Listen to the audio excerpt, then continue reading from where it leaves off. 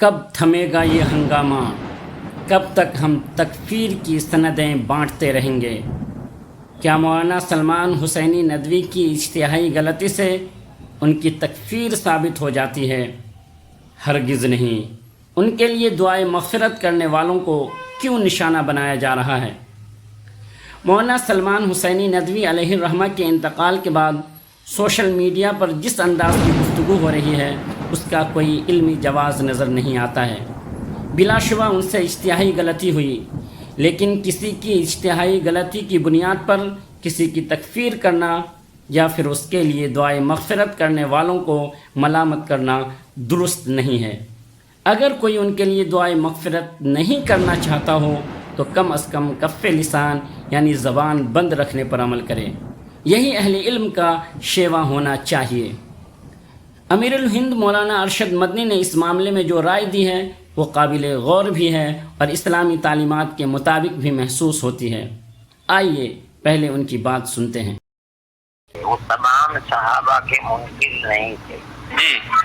حضرت امیر معاویہ رضی اللہ تعالی عنہ کے ساتھ ان کا عقیدہ خراب تھا، لیکن جو اس طریقے پر کسی صحابی کے ساتھ اپنا زبان خراب رکھتا ہے، عقیدہ خراب رکھتا ہے، اس کے کفر کا فتویٰ نہیں دیا گیا ہے۔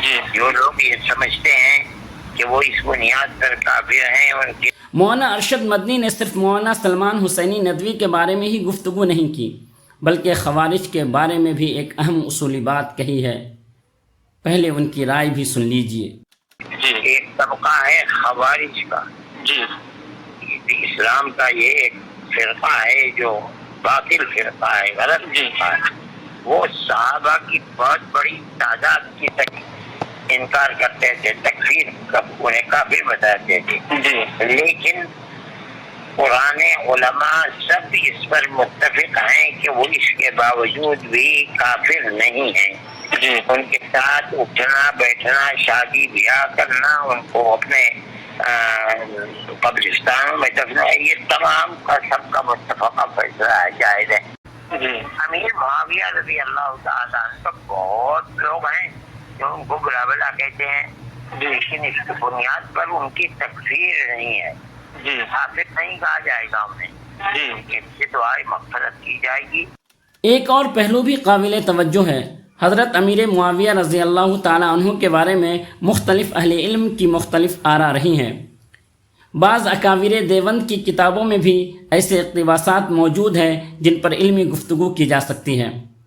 ارواح ثلاثہ اور شرح مختصر المعانی جیسی کتابوں میں بھی بعض عبارات موجود ہیں۔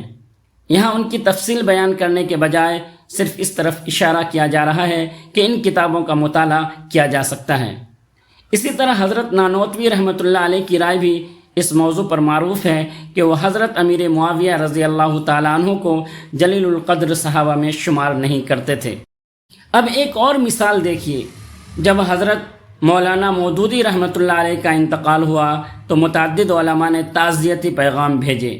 اس موقع پر قاری محمد طیب صاحب نے بھی تعزیت کی۔ بعد میں انہوں نے وضاحت کرتے ہوئے فرمایا، میں نے بھی تعزیت کا پیغام بھیجا اور خط بھی لکھا۔ بعض لوگوں کو یہ غلط فہمی ہوئی کہ شاید میں ان کے تمام افکار کا حامی ہوں، حالانکہ ایسا ہرگز نہیں۔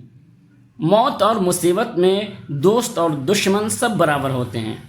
ہم کفار کی وفات پر بھی تعزیت کرتے ہیں۔ جواہر لال نہرو اور سردار پٹیل کے انتقال پر بھی تعزیتی پیغامات بھیجے گئے تھے۔ اس کا مطلب یہ نہیں کہ ہم ان کے نظریات کے حامی تھے۔ مولانا مودودی کی تکفیر کسی نے نہیں کی تھی، وہ ایک مفکر تھے۔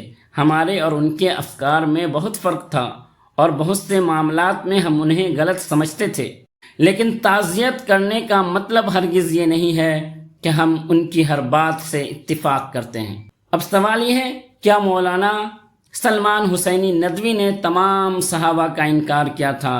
اگر نہیں تو پھر انہیں تکفیر کی نظر سے دیکھنا کیسے درست ہو سکتا ہے؟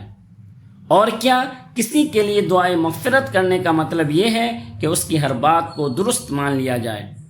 جب بعض اہل علم نے خوارج کے لیے بھی دعائے مغفرت کی گنجائش بیان کی ہے تو مولانا سلمان حسینی ندوی کے لیے دعا پر اتنا شور کیوں؟ آخر یہ موٹی موٹی باتیں ان نوجوانوں اور لونڈوں کو کب سمجھ میں آئیں گی جو ہر اختلاف کو تنازع بنا دیتے ہیں اور غیر ضروری بحثوں کو ہوا دیتے رہتے ہیں؟ گویا ان کا کام غباروں میں ہوا بھرنا یا پھر غباروں سے ہوا نکالنا ہی رہ گیا ہے۔ یا للعجب!